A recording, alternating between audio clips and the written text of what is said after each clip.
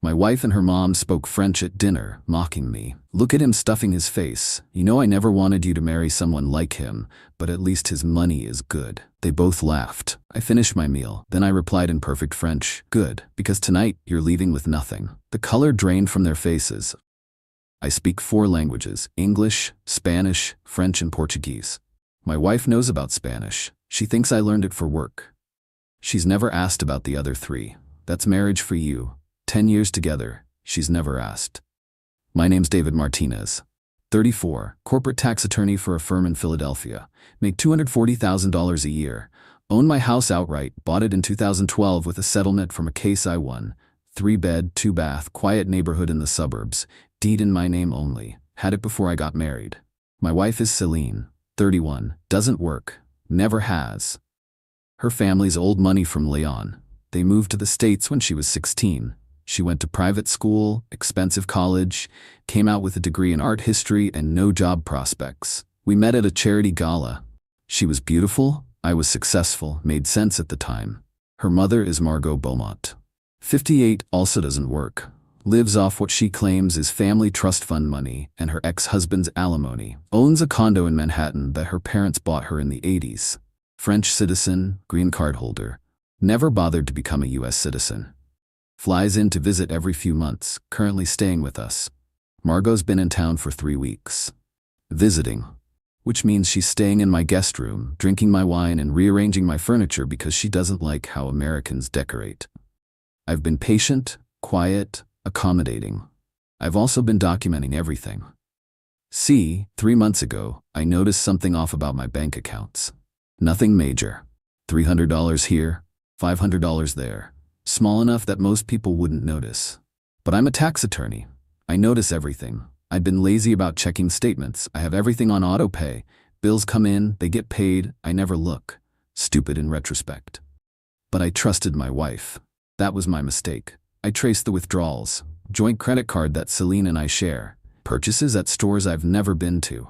High-end boutiques, designer furniture, art galleries. I didn't say anything. I watched. The purchases got bigger. $2,000, $5,000, $8,000, all on our joint card, which I pay because Celine doesn't work. Then I noticed something else. Venmo transfers from Celine's personal account to Margot. $1,000, $2,500, $3,000. Regular transfers. Every week. I logged into Celine's bank account. Yes, I have her password. She wrote it on a post-it note stuck to her laptop. I'm not proud of it, but I did it. Her personal account had $47,000 in it. Money I didn't know about. I checked the deposit history. Transfers from our joint account. My money. Going into her account. Then to Margot. I called my brother. He's a private investigator. Asked him to dig. 2 weeks later he sent me a file. Celine and Margot have been running a scheme. Small scale, but consistent. Celine takes money from our joint account. Transfers it to her personal account. Keeps some for herself. That's the $47,000 sitting there. Then transfers the rest to Margot. Margot uses it to maintain her lifestyle, the condo fees, the car payments, the shopping. But here's the kicker. Margot's trust fund dried up 8 years ago. She's been lying. The family money is gone. She's been living off Celine, and Celine's been living off me. $130,000 over 3 years. That's what my brother estimated. $65,000 went directly to Margot via electronic transfers to her account in New York. The other $65,000 Celine kept, $47,000 still sitting in her personal account, another $18,000 she'd already spent on luxury purchases, spa days, expensive dinners with friends. All my money. I consulted 3 divorce attorneys, all said the same thing. Document everything. Build an airtight case, then file. I could sue for the money back. I could get an annulment based on fraud. I could make sure Celine gets nothing in the divorce. But I needed leverage, I needed proof, I needed them to incriminate themselves, so I waited. Last Monday, Margot announced she's staying another month. The weather is so dreary in New York right now, Sherry. I simply must stay longer. I smiled, said of course, offered to cook dinner Friday night. Celine looked surprised. I don't usually cook when Margot's here. I usually order expensive takeout and sit quietly while they talk about French cinema and criticize American culture. But Friday I cooked beef bourguignon from scratch. Learned the recipe from a French chef I worked with on a case years ago. Takes 6 hours. I spent all afternoon in the kitchen. The cameras I'd hidden when Margot first arrived 3 weeks ago had captured plenty. Small cameras in the smoke detector, the bookshelf, the living room lamp. Audio and video. Every conversation, every insult. Everything I needed. I made sure my brother was waiting outside. And my divorce attorney was on standby. Friday, 7 p.m. Dinner's ready. I set the table, light candles, open a bottle of Bordeaux, play it perfect. Margot arrives from her room. She's wearing a silk blouse that probably cost more than most people's rent. She eyes the table. Oh, David's cooking. How domestic. Celine laughs. Be nice, Milan. He's trying. They sit. I serve. Beef, vegetables, fresh bread. Pour the wine. I sit at the head of the table. They're on either side. Like a parody of a family dinner. We eat quietly at first. I focus on my food. Let them get comfortable. Then Margot starts. In French. I'm translating for you, but they had no idea I understood every word. He eats like a pig. Celine giggles. Mom, stop. I keep eating. Don't react. Margot continues, still in French. I always told you, darling, you should have married Philippe. He had breeding. Class. This one? She gestures at me. He's acceptable, but no class. Celine sips her wine. Responds in French. Philippe was boring. Boring but wealthy. Old money. This one? She points her fork at me, still speaking French. New money. Corporate lawyer. She says it like it's an insult. At least he makes money, Mom. Yes, that's true. Margot cuts her beef. Keeps going in French. Look at him stuffing his face. You know I never wanted you to marry someone like him, but at least his money is good. They both laugh. I finish chewing, swallow, take a sip of wine. Then I put down my fork, look up at them both, and I respond. In perfect French. Good, because tonight you're leaving with nothing. Silence. Margot's fork stops halfway to her mouth. Celine's wine glass freezes at her lips. They stare at me. You speak French? Margot asks in French, stunned. Fluently, I answer in French. I studied in Paris for 2 years after college. I was a lawyer in an international firm. Celine's face goes white. David, no, let me finish. Still in French. I heard everything, every word, every insult for 3 weeks. Margot tries to recover, responds in French. It was just a joke. A joke? I'm still speaking French. You've treated me like an idiot for 10 years. You took my money. You lied. You thought I'd never know. Celine puts down her glass. Her hand is shaking. Begs in French. David, please. $130,000. I switch to English. That's how much you've stolen from me over 3 years. Joint account withdrawals. Transfers to your personal account. Then to your mother. I have every transaction documented. Margot straightens. Says in French. I don't know what you're talking about. Yes, you do. I pull out my phone. Open the file my brother sent. Show them the screen. Bank records, credit card statements, Venmo transfers, all of it.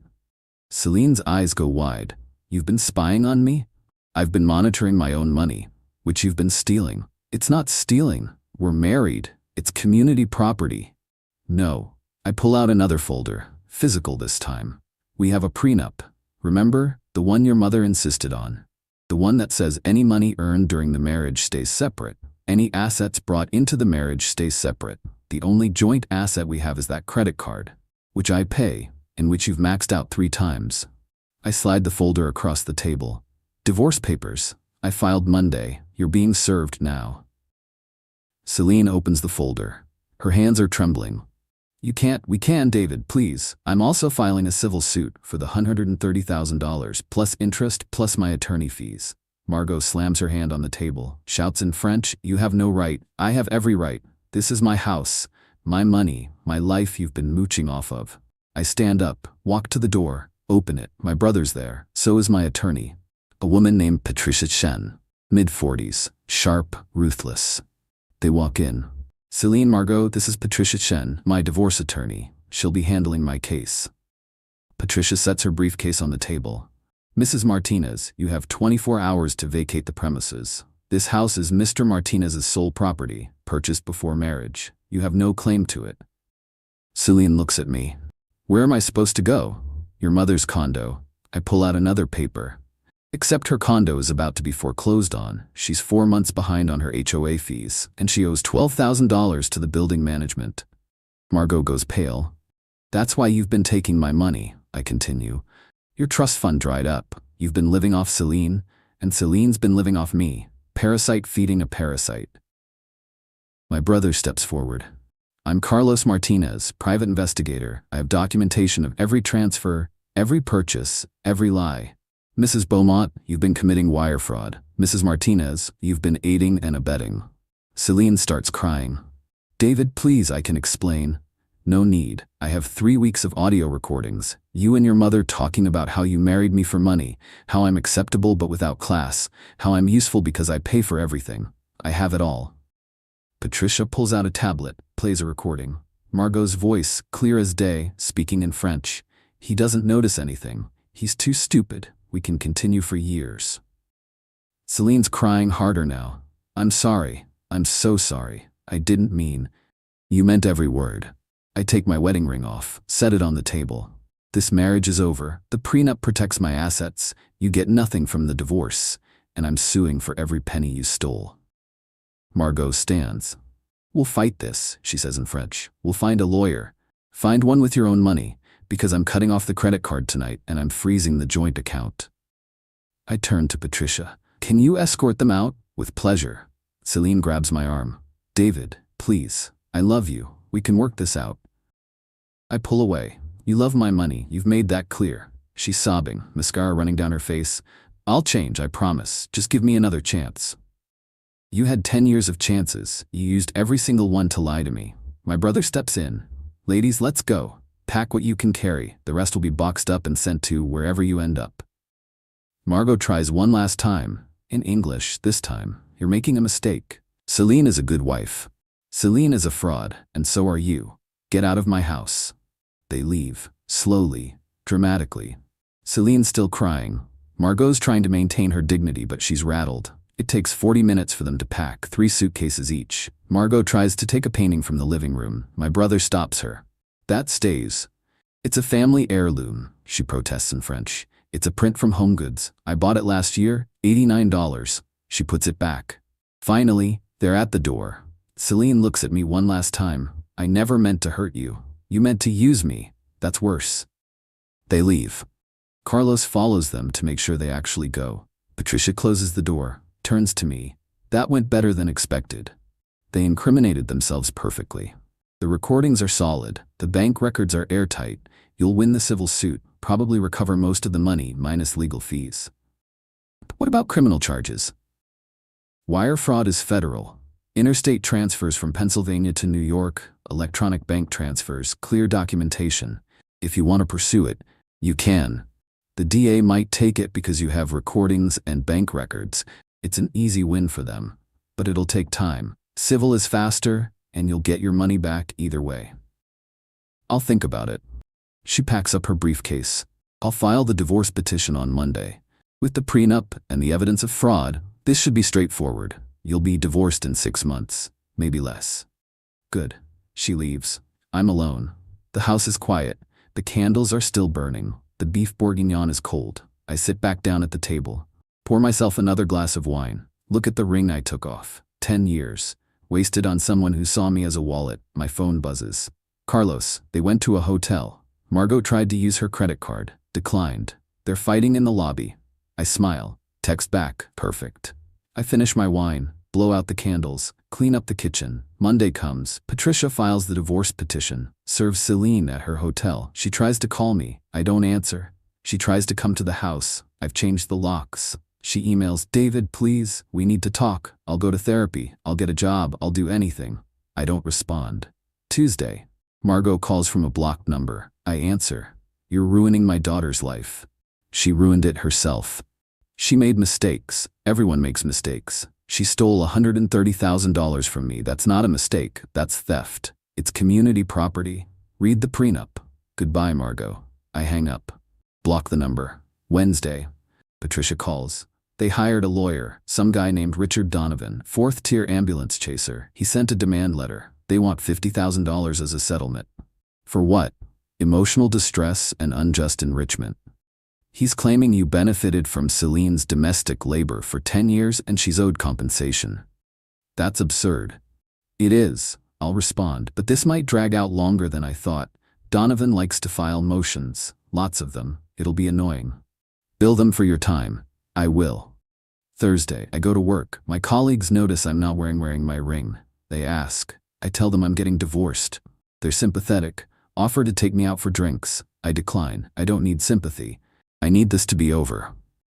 Friday, 1 week since the dinner. Celine shows up at my office. Security calls. I tell them not to let her up. She waits in the lobby for 3 hours. Eventually leaves. She leaves a note with security. I'm sorry. Please call me. See, I throw it away. Saturday. Carlos updates me. Margot's condo is in foreclosure. She has 60 days to pay $12,000 or they're evicting her. She doesn't have it. Her credit cards are maxed.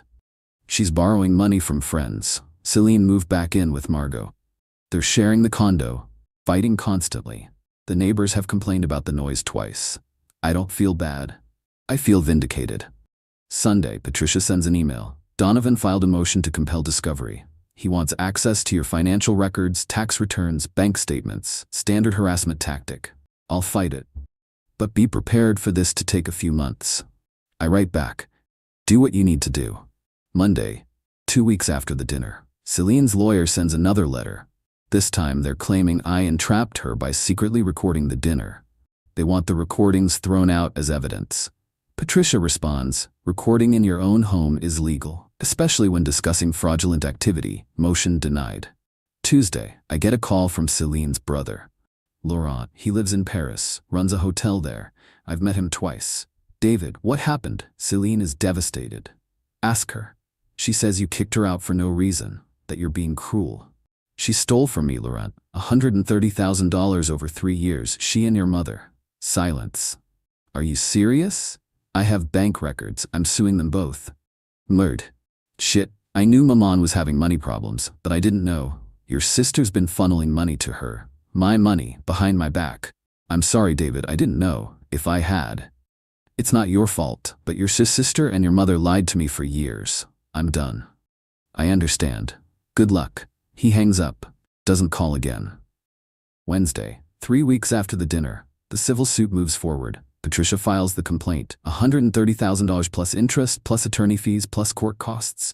Total, $148,000. Donovan files a motion to dismiss. Claims I can't prove damages because it was marital spending. Patricia files a response with 40 pages of bank records, credit card statements, and Venmo screenshots. Motion denied. Thursday, Margot's condo gets a foreclosure notice. She has 30 days. She calls me again. Different block number. David, please. I made a mistake. Celine made a mistake, but you can't leave us homeless. I'm not leaving you homeless. You're making yourselves homeless by not paying your bills. I don't have any money. That's not my problem. You're heartless. I'm practical. You spent years calling me classless. Now you know what class really looks like. Goodbye. I hang up. Friday, 1 month after the dinner. Divorce is moving forward. Celine's lawyer tries to claim she's entitled to spousal support. Patricia laughs. She never worked, never contributed financially. The prenup is clear. No alimony. Donovan files another motion. Patricia fights it. Judge sides with me. Saturday. I'm cleaning out the guest room. Margot's stuff is still there. Clothes, jewelry, books. I box it all up, ship it to her condo, $200 shipping fee. I add it to the civil suit. Sunday. Carlos calls. Margot's leaving the country. She booked a flight to Paris for next week. One-way ticket. She's running? Looks like it. Can we stop her? Not unless she's charged criminally. Civil suit won't keep her in the country. I call Patricia. Margot's fleeing to France. Damn. If she leaves, we can't collect on the judgment. She'll be untouchable. What about Celine? She's still here. We can go after her. But if Margot leaves, that $65,000 she owes is gone. I think about it. File criminal charges. Wire fraud. Let's see if the DA bites. I'll make some calls. Monday. 5 weeks after the dinner. Patricia calls. DA's interested. Wire fraud across state lines. Electronic transfers. They're reviewing the case. If they file charges, they can prevent Margot from leaving. How long? Few days. Tuesday. Margot's flight is in 48 hours. DA hasn't filed yet. Wednesday. 24 hours until Margot's flight. DA files charges. Wire fraud. Warrant issued. Carlos calls. They arrested Margot at the airport. She was trying to check in. Federal agents took her into custody. She's not leaving? Nope. She's being arraigned tomorrow. Bail hearing Friday. I smile. Good. Thursday. Margot's arraigned, pleads not guilty. Bail set at $50,000. She doesn't have it. She stays in custody. Friday, 6 weeks after the dinner. Celine calls me from Donovan's office. Patricia patches her through. David, they arrested Maman. She's in jail. Please, you have to drop the charges. I didn't file criminal charges. The DA did. That's out of my hands. Please, she's 58. She can't survive in jail. She should have thought about that before committing wire fraud. I'll pay you back, every penny. Just drop the charges. You don't have any money. I'll get a job. I'll work. I'll do anything. Should have done that 10 years ago. David, this conversation is over. I hang up. Saturday. Patricia calls. Celine's lawyer wants to settle. They're offering to drop all counterclaims if you drop the civil suit. No, they're desperate. Margot's facing federal charges. Celine's broke. They have no leverage. Then we wait. Let them sweat. Sunday. 7 weeks after the dinner. Margot makes bail. Someone, probably Laurent, wired money from France. She's out, but she can't leave the country. Passport surrendered. She moves back into her condo. 21 days until foreclosure. Monday. Divorce mediation. Celine, her lawyer, Patricia, and me. We sit in a conference room. Celine looks terrible, thinner, pale, circles under her eyes. Donovan starts. My client is willing to settle. She'll waive all claims to assets if Mr. Martinez drops the civil suit. My client wants repayment of the funds stolen. There's no proof of theft. We have bank records, recordings, and witness testimony. It's theft. Celine speaks up. David, please, I'm sorry, I'll pay you back. I'll get a job. Just give me time. I look at her. Really look at her. 10 years of marriage, reduced to this. How much time? 5 years? 10? You've never worked a day in your life. I'll learn. You're 31 years old. You have an art history degree and no experience. You'll be lucky to make $40,000 a year. It'll take you decades to pay me back. I'll do it, I promise. Patricia leans in. My client is willing to settle. $100,000 paid in full within 90 days. We drop the civil suit. Divorce proceeds uncontested. Donovan, she doesn't have $100,000. Then she'd better find it. The meeting ends. No deal. Tuesday, 8 weeks after the dinner. I'm at work. Colleague stops by my office. Hey, isn't your soon-to-be ex-wife Celine Beaumont? Yeah, why? He shows me his phone, LinkedIn profile. Celine Martinez is now Celine Beaumont. She's posted that she's seeking opportunities in art curation and gallery management. Zero experience. Zero connections. She'll never get hired. I go back to work. Wednesday. Laurent calls from Paris. David, I wired Celine $25,000. It's all I can spare. Please take it as a down payment. Let her go. I don't want your money, Laurent. Then what do you want? Justice. Your sister stole from me. Your mother stole from me. They lied. They used me. I want them to face consequences. They are facing consequences. Maman's facing federal charges. Celine's broken, unemployed. Isn't that enough? I think about it. No, it's not. You're vindictive. I'm fair. They took $130,000. I want it back. Even if it destroys them, they tried to destroy me. They failed. He hangs up. Thursday, Margot's preliminary hearing. Federal prosecutor lays out the case. Wire fraud, $65,000 transferred over 3 years, electronic records, audio recordings airtight. Margot's federal public defender tries to argue it was a misunderstanding. Judge doesn't buy it. Case moves to trial. Trial date 6 months from now. Friday, 9 weeks after the dinner. Divorce finalized. No contest. Celine signed everything. Prenup holds. I keep the house, my accounts, my assets. She gets nothing. I'm officially single. Patricia calls. Congratulations, you're divorced, and the civil suit is still active. They have 60 days to respond or we get a default judgment. They won't respond. They can't. Then we'll get the judgment and start garnishing wages. She doesn't have wages. She will eventually. We'll wait. Saturday, 10 weeks after the dinner. I'm home, alone. The house is quiet, clean, mine. I pour a glass of wine, the same Bordeaux from that Friday dinner. Sit at the table. My phone buzzes. Text from Celine. I hope you're happy. You destroyed my life. I don't respond. Delete the text, block her number. I finish my wine, go to bed early. Sunday morning I wake up and make coffee. Check my email. Message from Laurent. Celine moved back to France. She's staying with me until she figures things out. Maman's trial is in March. I hope you're satisfied. I am. I close my laptop, go for a run, come back, shower, make breakfast. Life goes on. 3 months later I get a notification. Civil suit default judgment, $148,000 in my favor. Celine never responded. I'll never see that money. She's in France. No extradition for civil judgments, but I don't care. I won. 6 months later, Margot's trial, federal court.